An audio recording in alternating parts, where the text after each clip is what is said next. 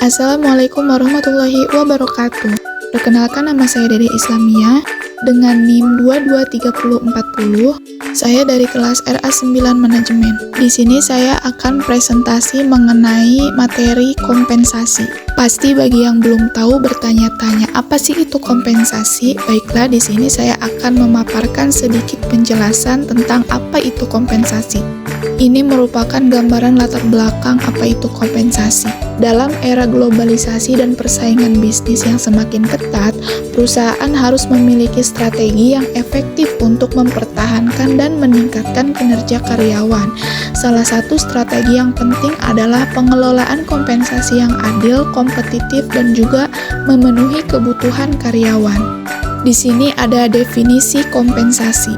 Kompensasi adalah sebuah bentuk pembayaran atau imbalan yang diberikan oleh perusahaan kepada karyawan sebagai penghargaan atas kontribusi dan juga kinerja mereka. Kompensasi dapat berupa finansial, yang berupa gaji, bonus, dan juga tunjangan.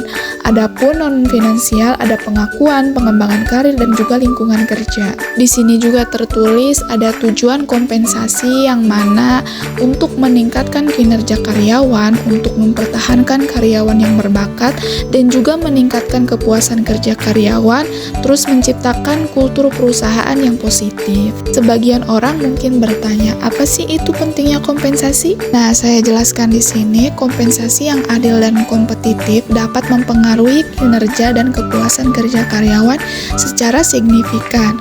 Oleh karena itu, perusahaan harus mempertimbangkan kebutuhan karyawan dan pasar ketika merancang program kompensasi. Di sini dijelaskan ada ruang lingkup materi tentang kompensasi finansial dan juga kompensasi non-finansial. Kompensasi finansial mencakup pada gaji pokok atau upah dasar yang diterima karyawan secara teratur. Terus ada tunjangan atau tambahan gaji yang diberikan sebagai penghargaan atas kinerja atau sebagai kompensasi atas biaya hidup. Terus ada bonus, pembayaran tambahan yang diberikan sebagai penghargaan atas kinerja yang baik atau pencapaian target. Terus ada komisi, yaitu pembayaran yang diberikan sebagai persentase dari sebuah penjualan atau hasil. Ada saham, yaitu pembayaran dalam bentuk saham perusahaan. Terus yang terakhir ada penghasilan tambahan, yaitu pembayaran tambahan yang diberikan atas pekerjaan tambahan atau lembur. Selanjutnya ada kompensasi non-finansial. Yang pertama ada pengakuan atau penghargaan atas kinerja yang baik seperti penghargaan karyawan bulanan.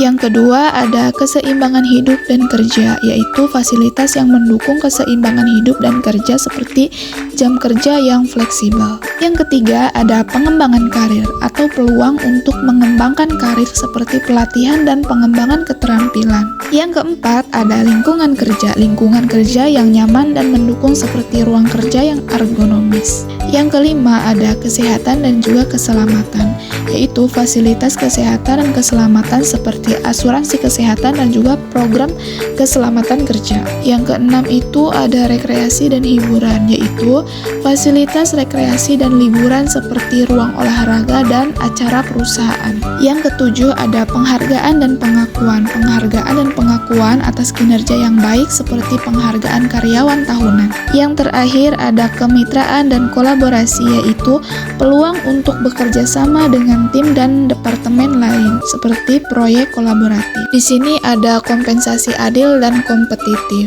Adil mencakup keadilan internal.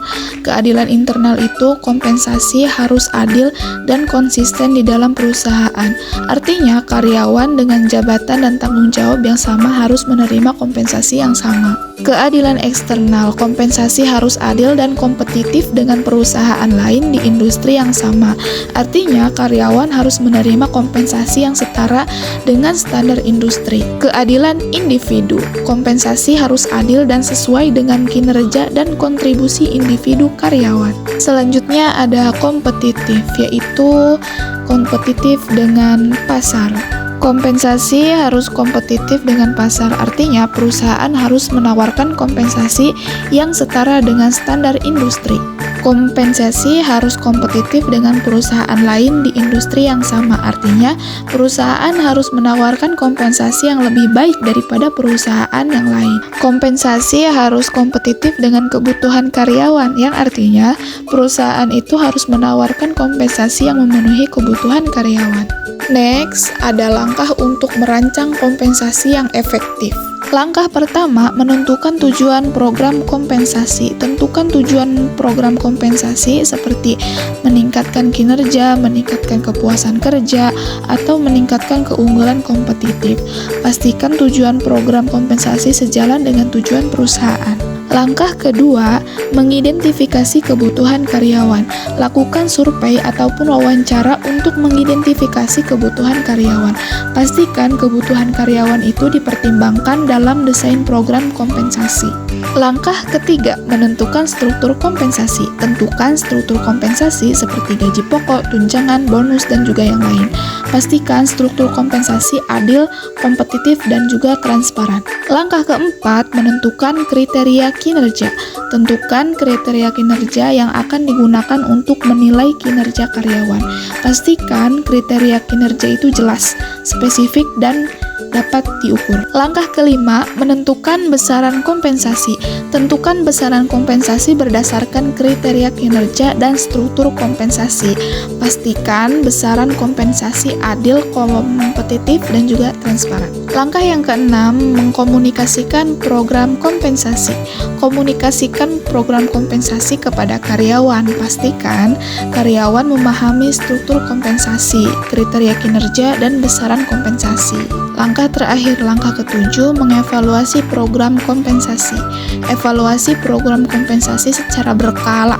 Pastikan program kompensasi efektif dan meningkatkan kinerja, kepuasan kerja, dan juga keunggulan kompetitif. Selanjutnya ada implementasi program kompensasi. Salah satunya ada komunikasi. Komunikasikan program kompensasi kepada karyawan termasuk struktur kompensasi, kriteria kinerja, dan besaran kompensasi. Berikan pelatihan kepada karyawan tentang program kompensasi termasuk cara menghitung kompensasi dan cara memantau kinerja. Implementasikan sistem kompensasi yang efektif termasuk perangkat lunak dan prosedur untuk menghitung dan membayar kompensasi. Pantau kinerja karyawan secara teratur untuk memastikan bahwa mereka memenuhi kriteria kinerja yang telah ditetapkan.